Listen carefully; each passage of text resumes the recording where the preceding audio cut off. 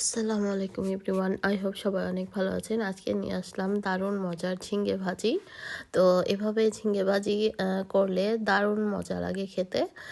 তো চলুন দেখে নেই। এখানে আমি ঝিঙ্গেগুলোকে ভালো মতো ছিলে ধুয়ে নিয়েছি, তারপর এভাবে করে পাতলা করে কেটে নিয়েছি।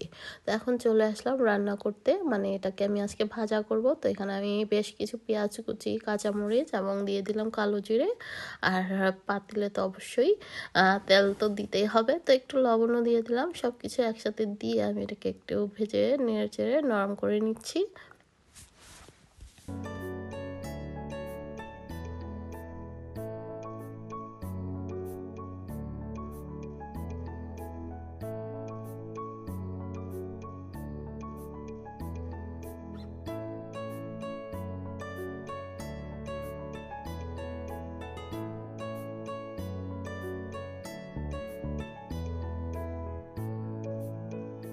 তো এই পর্যায়ে দিয়ে দেব সামান্য একটু হলুদ গুঁড়ো। ব্যাস এর মধ্যে কিন্তু আর কোনো মশলাই অ্যাড হবে না। জাস্ট হলুদ গুঁড়া দিয়ে খুব সিম্পলভাবে এই ঝিঙে ভাজিটা করব।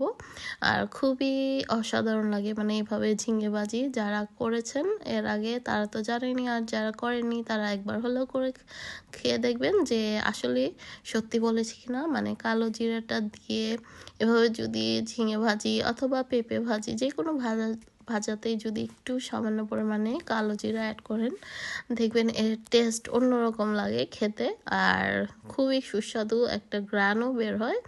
তো যাই হোক, এই পর্যায়ে আমি কেটে রাখা ঝিঙেগুলো দিয়ে দিলাম। তো দেখতেই পাচ্ছেন কিরকম পাতলা করে কেটেছি।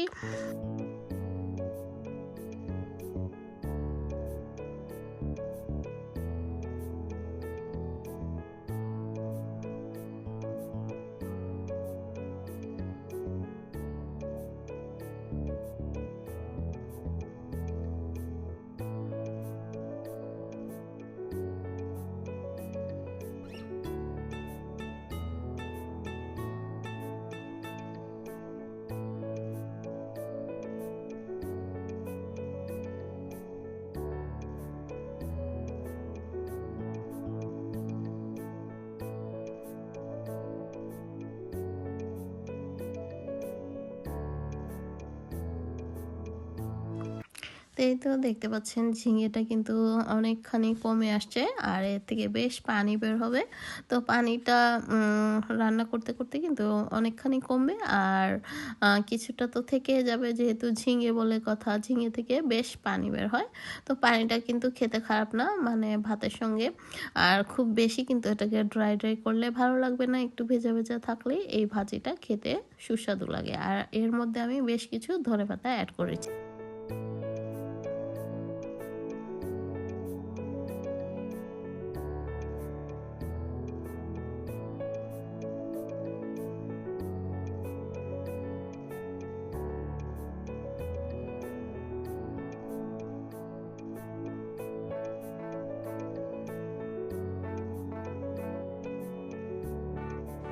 তাই তো দেখতে পাচ্ছেন আমার ঝিঙে ভাজিটা কিন্তু হয়ে গিয়েছে।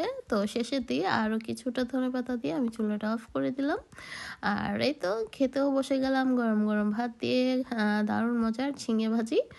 ভালো লাগলে আমার রেসিপিটি অবশ্যই বাসায় একবার হলেও ট্রাই করবেন, আর কমেন্টস করে অবশ্যই জানাবেন।